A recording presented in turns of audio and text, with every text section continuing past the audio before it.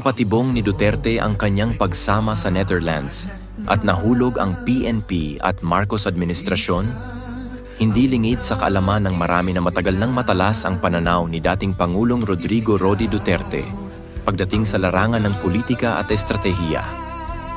At sa nangyari kahapon kung saan siya ay agad gustong dalhin sa Netherlands nang hindi dumaan sa tamang proseso, tila malinaw na nagtagumpay siya sa isang napakaingat na bitag laban sa kasalukuyang administrasyon at sa Philippine National Police, PNP.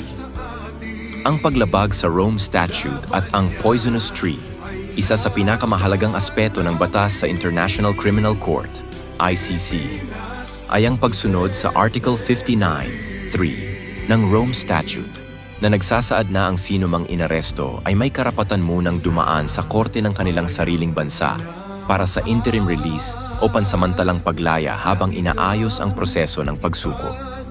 Ang competent authority sa kasong ito ay ang Hukuman Supreme Court PH ng Pilipinas at ang custodial state ay ang Pilipinas din.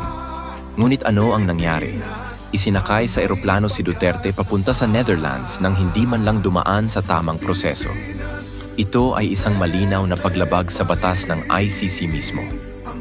Ibig sabihin, anumang kasunod na hakbang mula sa paglilitis hanggang sa anumang hatol ay maituturing na fruits of a poisonous tree. Sa madaling salita, kung ang mismong pagkakaaresto ay may depekto, lahat ng ebidensyang susunod ay maaaring ibasura. Ang pakana ni Duterte. Bakit hinayaan niyang mangyari ito? Maraming nagtatanong, bakit hindi lumaban si Duterte? Bakit tila tanggap niya ang nangyari? Ang sagot ay makikita sa mismong mga salitang kanyang binitiwan. Naiintindihan ko mga yan dahil trabaho nila ito. This is why it has come to an end. Isang pahayag na puno ng kahulugan.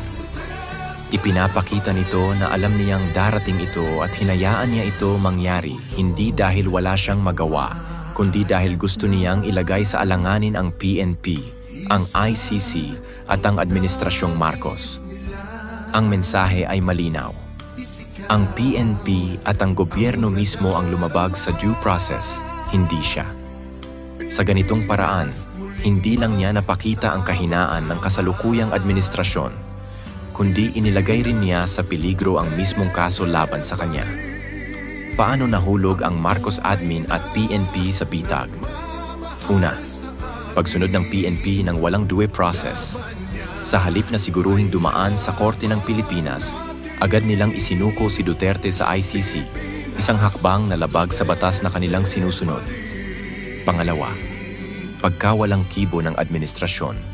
Sa halip na ipagtanggol ang soberanya ng bansa at igiit ang tamang proseso, tila hinayaan lang ng gobyerno na mangyari ito na nagpapakita ng kanilang kahinaan sa pandaigdigang entablado.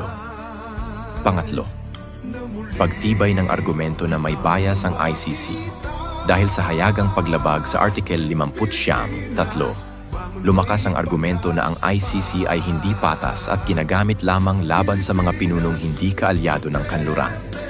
Ano ang posibleng mangyari ngayon? UN Security Council Intervention.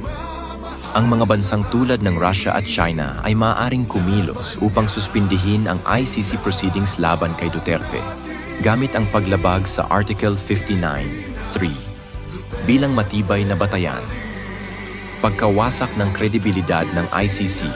Kung ipagpipilitan ng ICC ang kaso laban kay Duterte, maaaring tuluyan itong mawalan ng kredibilidad, lalo na kung mapatunayan na ito ay naging isang kasangkapan lamang ng politika. Kawalan ng legal na basehan sa kaso.